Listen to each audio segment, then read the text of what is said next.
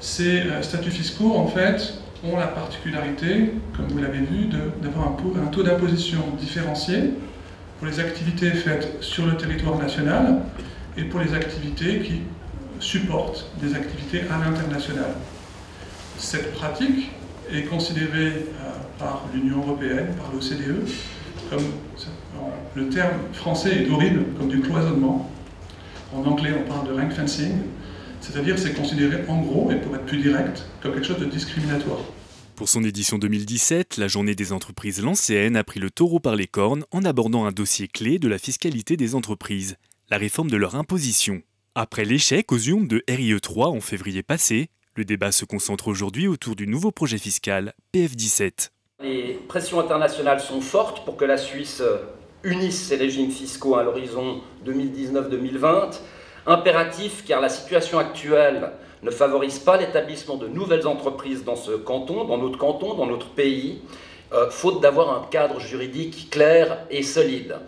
Et ce ralentissement a un impact sur la vie économique, sur toute la vie économique. Et vous l'avez dit, monsieur, il n'y a pas d'un côté les multinationales et les PME. L'économie, c'est un tout.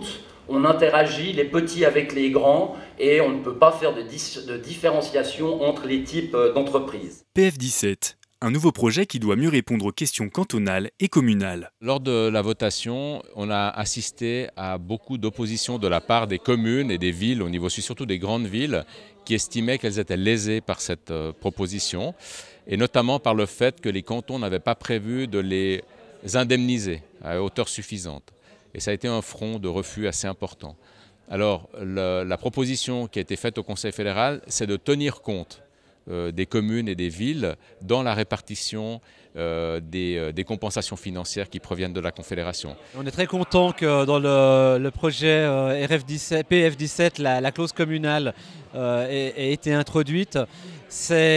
Bon, ce n'est qu'une clause sur le papier, mais c'est un engagement finalement que lors des débats parlementaires qui vont avoir lieu, le poids des villes et des communes soit respecté et que finalement les gains que la Confédération va réaliser dans le cadre de cette réforme, puisque tout le monde va perdre, mais que la Confédération, elle, va probablement même gagner un peu d'argent.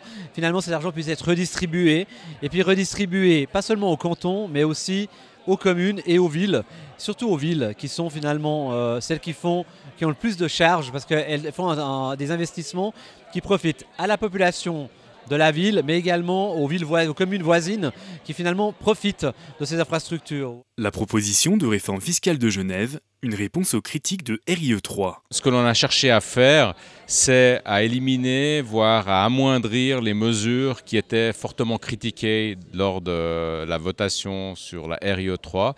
On a diminué, on a supprimé même certains outils fiscaux qui avaient été décriés, on en a précisé d'autres, on a limité la concurrence fiscale entre les cantons.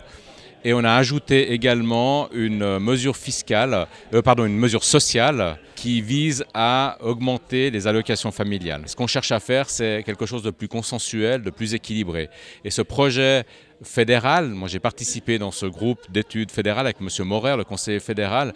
Dans le fond, il s'inspire beaucoup du projet qu'on propose ici à Genève, qu'on a suspendu suite au refus. Selon les intervenants, PF17 est une réforme équilibrée et consensuelle. C'est une réforme qui touche l'ensemble de ces acteurs. C'est une réforme qui oblige d'avoir un taux unique d'imposition. Ce taux unique, il va avoir pour les sociétés à statut une augmentation de leurs impôts et c'est pour les PME une diminution de leurs impôts. Et ça, c'est extrêmement important qu'on le comprenne bien parce que sur le débat RIE3, on a par moments pu penser l'inverse. On aura un taux d'imposition équilibré, mais on aura surtout un usage très modéré de ces outils fiscaux décriés. Puis on aura aussi des mesures d'accompagnement dans le domaine social, la petite enfance, la formation professionnelle, les transports publics, etc. Cette journée des entreprises a souligné les avantages de cette réforme. Évidemment, elle reste critiquée. Selon l'Union syndicale des arts et métiers, PF17 négligerait certaines catégories de PME et de la population suisse.